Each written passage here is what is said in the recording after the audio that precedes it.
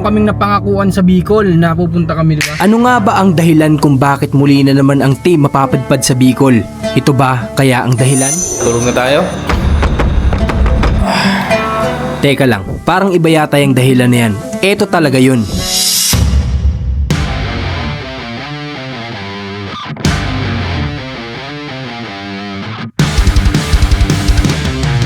At hindi lang yan ang pinakampakay namin dito dahil meron pang nakakalungkot na kinakailangan namin ditong gawin. Gumising kami para ipahilot si Cairo. Si Mac at saka si Rans doon natulog sa likod. Ang hirap mag-alaga ng baby na may nararamdaman talagang. Kiss mo siya, kung love mo yung kapatid. Kaya't muli niyong samahan ng aming pamilya sa muli na namang paglalakbay patungo sa Bicol Region. Ngayon, palis na kami, tapos at dadalhin muna namin yung mga aso sa ano nila. Sa pangalawang amo. Pangalawang amo ng Tito Rans. Oo. Pangalawang amo nila. Dahil pauwi kami ngayon ng Bicol no. Sa lagi nag-aalaga sa kanila pagka wala tayo. Pangalawang amo. Suki ngayon. Wali. Okay. Ayaw nilang magluto ng pagkain nila. Ay, hindi magluto ng pagkain dito sa bahay kaya Wala na lang dyan. sila na lang bahala maglinis ng bahay na dito. Wala, ay tamad sila. So lagi nandyan lang. Tapos tatawol-tawol lang na dito. Tatawag-tawag lang. Walang gusto. Punta na kami. Yun. Guys, good day sa lahat at ngayon ay pupunta kami ng Bicol dahil ngayon po ay Friday at mayroon kaming napangakuan sa Bicol na pupunta kami, di ba? May napangakuan kami, so yun po yung anak ng pumanaw ko na pinsan dahil di ba nga na yun yung nakakalungkot na part na magbe-birthday na si Tanya, yung kanyang anak, tsaka naman siya nawala. So ngayon ay uuwi kami doon dahil nangako kaming attend kami ng birthday celebration ng kanyang anak, ni Tanya, kaya pupunta kami. Kasama namin lahat. Buti na lang din nagkataon na sila Mac ay half day lang kanina. Andun sila sa likod, may kasamang aso. Iiwan natin yung aso as usual. Yun naman ang ginagawa namin kapag kami lakad kami. Kasi nga dati, lagi silang kasama. Pero medyo ano lang talaga, medyo alam mo yun, pressure kapag kami kasamang mga aso na alaga. Kasi like mag-hotel ka, hindi pinapayagan. May mga ganun na pagkakataon, kaya minabubuti na namin na iwan sila doon sa nag-aalaga na binabayaran dito sa loob ng subdivision. Naalagaan pa sila ng maayos, di ba? Kaya yun, update tayo mamaya kung ano yung mangyayari sa magiging biyahe namin. Sana samahan nyo kami sa biyahe na to. Kaya nadala na namin yung aso sa pangalawang amo nila. Kami ni Tito Rans dito. Mas nagdala ako ng camping gear para komportable. Dito Rans. Sana all. Sana all camping chair. Ako magkakampo na lang. Kakampo natin. Kampong chair. Kampong chair. Ayan, update na lang namin kayo sa daan. Bye!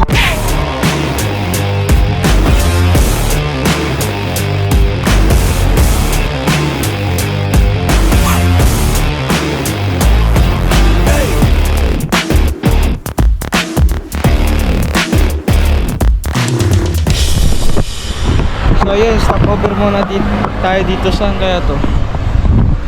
Ano nga to? Gumaka Quezon.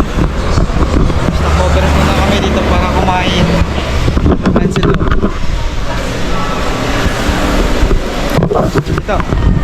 Kain po tayo na. Sige, kain. Bulalo. Ayan si kayo to. Hello.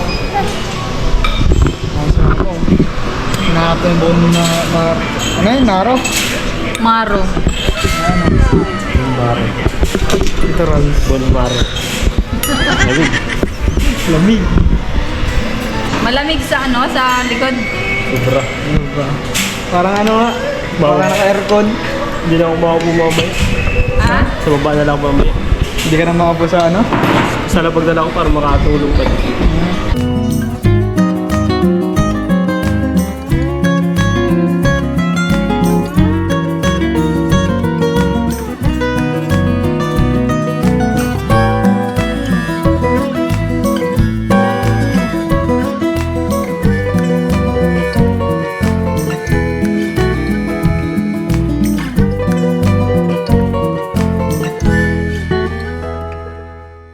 guys, update tayo. Alas 2 na po ng madaling araw. Ayan o, 2. Kita ba? Hindi masyadong kita. Dito, Ayun, kita. alas 2. So, alas 2 na at nandito na kami ngayon sa Kapalonga. Sobrang pagod kasi ang lala nung kalsada talaga ng Quezon. Kaya sana naman yung mga bumuboto, matauhan naman po sana kayo. Parang aawa nyo na. Sa inyo nakasalalay ang daan ng mga taong lumalabas-pasok sa mga bayan natin dahil kayo po ang bumuboto dyan sa lugar ninyo. Sana matauhan po kayo. Kawawa ang mga dumadaan sa kalsada na yan, nakahabaan ng Quezon. Kawawa po talaga as in. Kaya nagtatagal ang biyahe dahil po hindi pwedeng magmabilis kahit konti dahil sa sobrang lala ng lubak. Kaya sana matauhan po sana lahat, maging ano po tayo, maging sabi nga vote wisely sa darating na halalan. Kaya matagal man, di ko alam kung kailan yan, hindi man ako bumuboto, pero sana maawa kayo sa mga taong dumadaan. So yun, si Rans ay hatid na namin sa kanila at si Marcos ayan, tulog pa. Si Mac at saka si Rans doon natulog sa likod ng pickup, nahiga sila doon. Sabi nila okay naman daw tulog nila. Pero kami, wala pa kaming tulog ni Commander. Yan, si Cairo, awa ng Diyos, wala nang lagnat. So, ayun dyan na yata si ate, no? Tara, diretso na kami dito sa hotel. Mag-hotel na kami dito. Buti na lang, mabait din itong may-ari ng hotel at kinontak na ni Commander kanina. At nagsabi nga kami na mga gantong oras kami darating. So, yun. Ito, dyan tayo sa taas. Alright. Ano, Mac? Kaya yung lamig. Ha? Hindi po kaya. Hindi kaya yung lamig? Balagtot po kami dito rin. Talagang malamig yan kasi wala kayong ano dyan, saklob. Nakabaluktot yung dalawa dito kanina na tutulog dito sa likod ng pickup natin. Yan. Yan sila nakabaluktot kanina ng dalawa. Kinukumusta ko naman kung ayos pa naman daw sila. Kanina po nung ano pa parteng Quezon tayo. Meron ng parang Pwede naman sana, papalipatin ko sana sila dun sa likod. Pero nakita ko sila nakahiga dito, mukhang relax naman sila nakahiga. Kaya niyaan ko na lang. Kaya sabi ko sa kanila, nung kanina maaga pa, enjoy nila yung moment dito sa likod, yung tanawin. So kapag kasabi ko gabi na, pwede na silang pumasok sa loob. Kaso nga lang, nakita ko mga nakahiga, mukhang okay naman. Kaya hindi ko na sila pinalipat. Yung mga saklob naman sila eh. Yung mga kumot pa kasi, sa kakumot pa kanina eh. Tara. Baba na tayo ng gamit. O Marcos, how's your sleep? Good. Buti ka pa. Hawak. So guys, ito na. Dito na kami sa room. At ito, medyo malawak yung higaan naming apat. Then dun sa kabilang room, single. Nagkabaligtaran naman. Doon nakaraan, ang nandito sila JM. Pero ngayon, dun sa single bedroom, si Mac at saka si MJ. Tapos kami ng mga apat dito sa malaking bed ngayon. So, papahinga muna kami at kita-kita lang tayo bukas sa mga pwedeng mangyari. Tara, tulog na tayo. Guys, hello! Ayan, good day at continue tayo ng vlog natin. Ngayon po ay naka-ready na kami. Si Cairo na lang, yung hindi pa. At kaninang umaga ay gumising kami. Ano oras yun, babe? Alas 10 ng umaga gumising kami para ipahilot si Cairo. Kasi ito din yung isa sa purpose namin. Bukod sa pupuntahan namin ngayon na birthday celebration, sasamantalahin namin pagkakataon na mapahilot si Cairo. Kasi ang tagal na nung ubo niya, guys. Hindi nawawala. Tapos yun, pinatingnan namin kanina may pilay daw dahil sa pagkakarga-karga sa kanya. Then ayun, pag hindi man yan mawala, pag balik-balik namin ng Candelaria, ipapatingin namin siya sa doktor na para mabigyan ng ibang gamot. Kasi yung na-check up naman siya noon last time, kaso nga lang yung gamot hindi umi-epekto. Ayan, umiinom na naman siya ng gamot. Drink ka ng medicine? Wow! Yung Cairo na pala tawa, nawala eh. Nawala. Yung pilit na lang yung tawa niya. Sabi, kaya yun, kung di man ito mawawala, talagang papating na namin siya sa ibang doktor pagbalik namin ng Candelaria. Kanina, bumili kami ng pagkain. Ito, dahil wala kaming plato, wala kaming plate, wala kaming spoon, fork. Tinan nyo na may binigay sa amin. Pagkadami-dami. Binili namin sa tindahan. Din eh, may purpose naman. Naging laruan ni Cairo. Kung magpasuot ka na ng socks, dali, pupunta na tayo. Saan na? Ha? Saan na? Saan mo nilagay yung socks mo? Hindi ko alam. Ha? Ay, sa shoes. Sa Oo, shoes. hanapin mo sa shoes mo. Hanapin mo, tinan mo. Saan? Tinan mo. O, yan pala eh. Magpasuot ka na doon, bring mo yung shoes mo, tapos yung socks doon kay kuya. Dali, naka na. Oh. Yun. Andun sila sa kabilang room. Si Kian kanina pa yan nanda doon. So, tara. Samahan nyo kami sa lakad namin ngayon at sana ay maging masaya yung birthday celebration ni Tanya, mga pamangkin ko na anak ni Mike.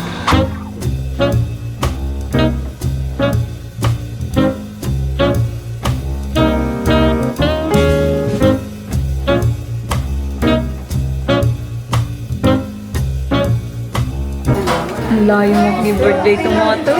Candelaria to Bicol. Ganyan maki-birthday. Candelaria to Bicol. Si Cairo, napahilot kanina. Ano Cairo? Napahilot ka kanina?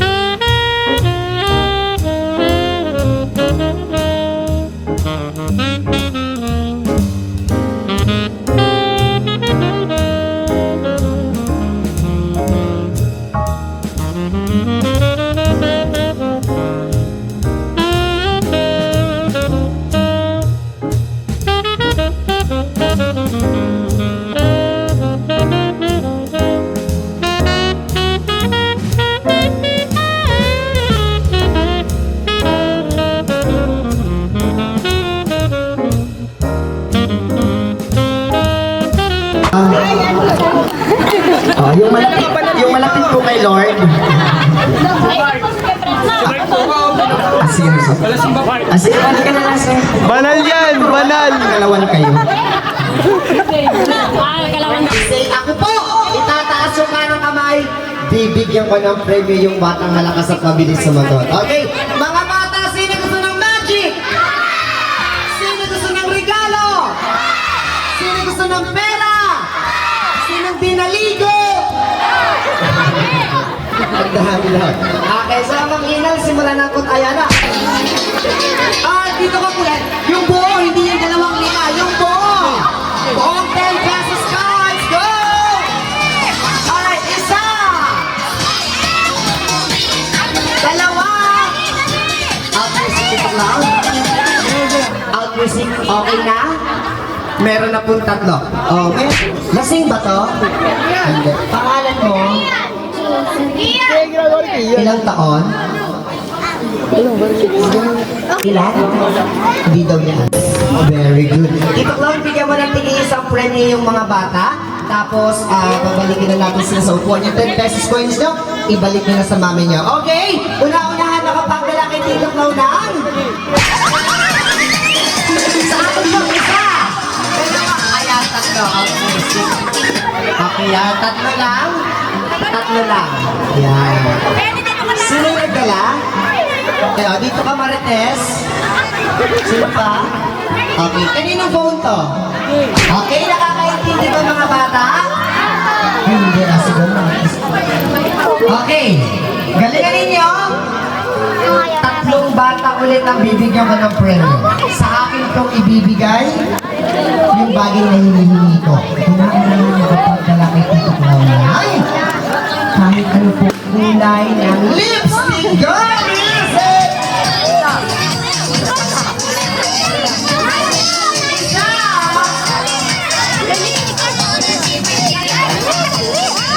Ay, nanalo ka na natin kanina. Yung iba naman, yung hindi pa nanalo. Nanalo na siya kanina, di ba? Nanalo ka na Kuya Onyok kanina. Upo ka muna, Onyok. Ayan. Yung mga hindi pa nanalo, parang yung mga utang bata ay nagkakaroon po ng premyo. Usap ka dito. Ayan, usap ka dito natin. Ayan, so, kanina to? Sino? Ito? Kaya, kakisi. Gusto parang tayo na ano, natutulak ka, no? Naiibig ka. Oo. Yung ibang bata pwede po sa baba. Sa baba. Sige. Harapan yung magka-partner. Yakapin ang partner. Itaas ang kamay. Ilagay sa bibig. Isara. Makinig kay Tito Clown. Your partner para nakikita ko kung sino magkaka-partner. Harapan tapos yakapin. Yan. Okay. Hello! Ang galingan. Okay, para nanalo at nagkakapremyo. Makinig. Magalingan namin premyo.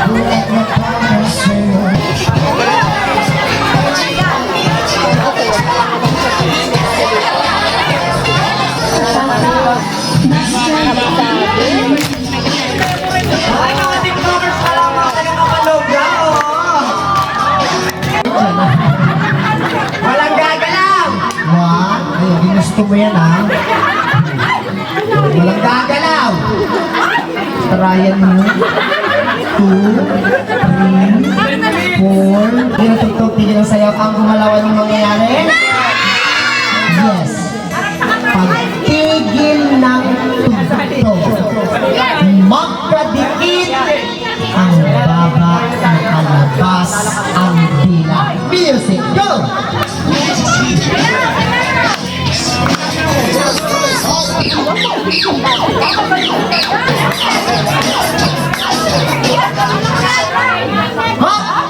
Magkadikit ang baba, ipagdidikit nyo ang baba nyo. Yan, ganito, magkadikit ang baba. Nakalabas ang dila, walang gagalaw. Pag di nakadikit, out na. Dikit ang baba, labas ang dila. Ayaw, out. Dikit ang baba. Dikit. Dikit ang baba. Ang baba.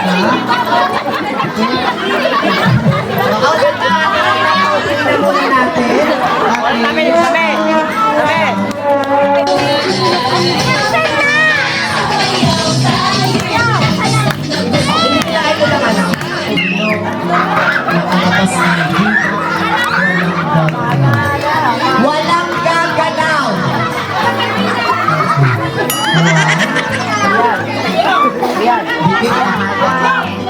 Yan, labas dito ang ilong. Huwag mo sipsipin ang ilong. Mauubos yung condense niyan. Dikit ang ilong. Dikit lang. Huwag mo sipsipin ang ilong, ha? Diyos ko, malalasak ko dyan ang humba. 1, 2, 3, 4, 5. Okay, pwede lang tanggalin. Isngi, labas ang dila, walang buhat bagong kasal, ha? Labas ang dila, dikit ang pisngi. Yan, meron pa ba dyan? O, walang gagalaw. O, dikit.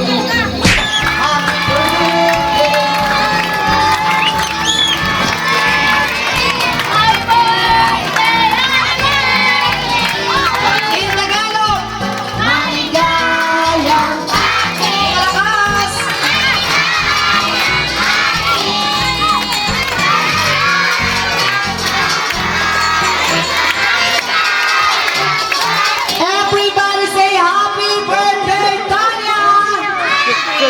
Isa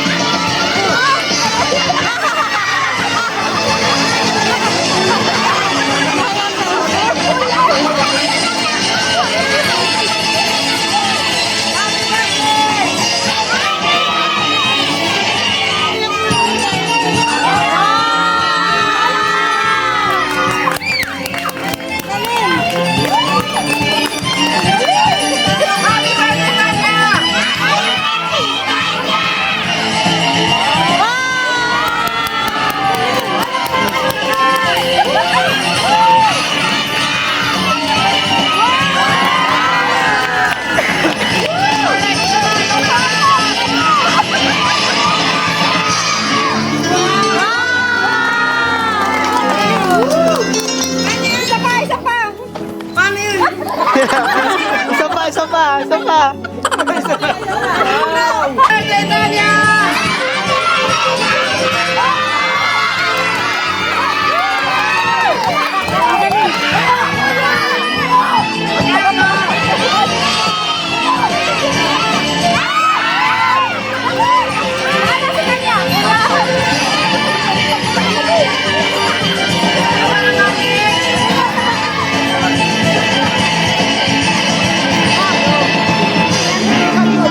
Asan siya? Asan siya?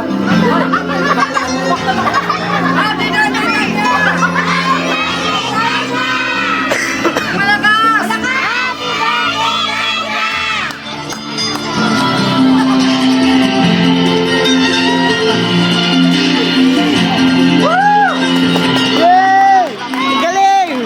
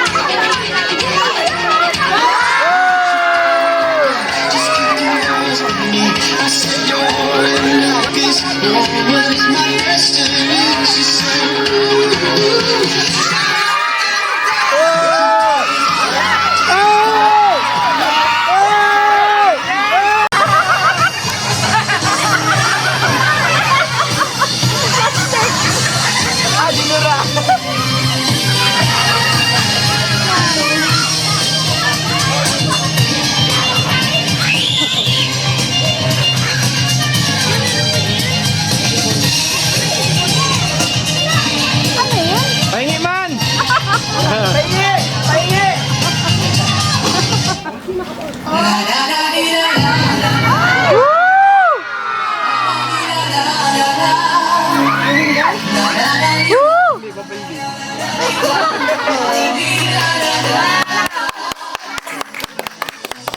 Bangas!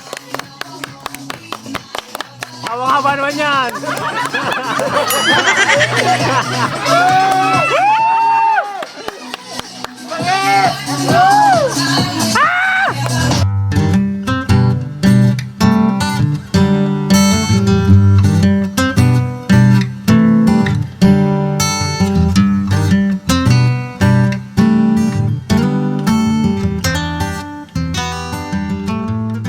So guys, ayun, nandito na ulit kami sa hotel at ngayong araw napakarami nang nangyari, napakasaya. Ngayon ay ang oras na 11, ayan 11 PM. Yan yung mga bata, alive na alive pa. Sobrang kukulit nila doon. Then yun, basta masaya yung kahit na yung kakawala lang ng pinsan ko pinipilit maging masaya para makamove on agad sa mga nangyari. Syempre, mahirap man pero syempre kailangan gawin yun para din lahat ay hindi mahirapan, di ba? Kaya yun, kanina masaya yung naging birthday party ni Tanya, yung pamangkin ko. May nagkaroon man ng konting emotional. Syempre, yung mama niya, si tita, yung asawa niya, syempre, yung tito ko, kakausap ko kanina. Talaga magiging emotional sila kasi nga bago pa lang, fresh pa lang. Sabi ko nga, napagdaanan ko na yun kaya alam kung gaano kahirap yun. Sino? Kay Roy, nahagka na. Kung isipon ka na ko, punas. Woo! Alive na alive pang mahal ko. Grabe naman. Ay! Kiss mo siya, ano ko, kung love mo yung kapatid mo. Lago mo siya kikis, ha? Good. So, yun. Kita-kits tayo bukas. Di ko alam kung nagplano kaming maligo ng dagat para baka sakali kami mawala din yung ubot sipon ni Cairo. Kasi alam nyo naman ang dagat, magaling yan maggamot ang tubig dagat. So, sana magising po kami ng maaga kahit na late na kami matutulog. Then, bukas house blessing dun sa tita ko, 9 AM. Then, siba tayo. Punta tayo ka na Georgie at Herlin. Bisitahin natin. Then, diretso tayo ng Candelaria, Quezon. Salamat sa pagsama ngayon. Good night. So, yun. Good morning. Good morning. Tanghali na pala. 11:55. Let's go back to the reality. Parang pang-nega yung pormahan mo. Yung parang sa ano baga? Yan sa laro. So, ayun. Uwi na kami ng Candelaria ngayon at tulog na tulog yung baby. Sana maging okay na si Cairo. Tapos naman na yung pagkilot sa kanya. Grabe yung pinag-Cairo. Nagwa-vitamin naman siya. Vitamin C plus zinc. At sana maging okay na siya. At ang hirap mag-alaga ng baby na may nararamdaman talagang kung ano-ano samot-sari yung naisip mo. Yun. Si Marcos tuwa, nag-twerk pa. Nag-twerk pa, no?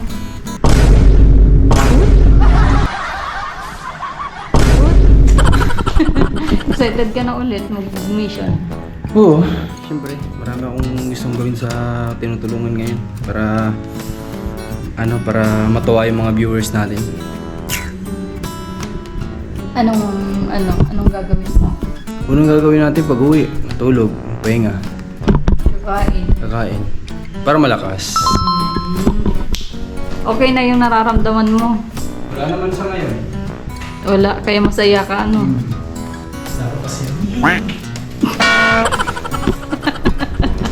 Oh, mag-vlog ka. Ano yan? So, punta na tayo doon kay Ran. Sige-antay na yun doon, kalatita. At kakain muna tayo at magkakapi tayo. Tapos gugora na tayo. Tapos dadaan tayo kala JJ at Hurley. Pagkadaan natin kala JJ at Hurley, dadaan na naman tayo sa mga malulubak na daan at darating tayo sa Candelaria at matutulog tayo at kakain. Kakain muna pala bago matutulog. Tapos pagising natin, tara na mag-mission. Let's go!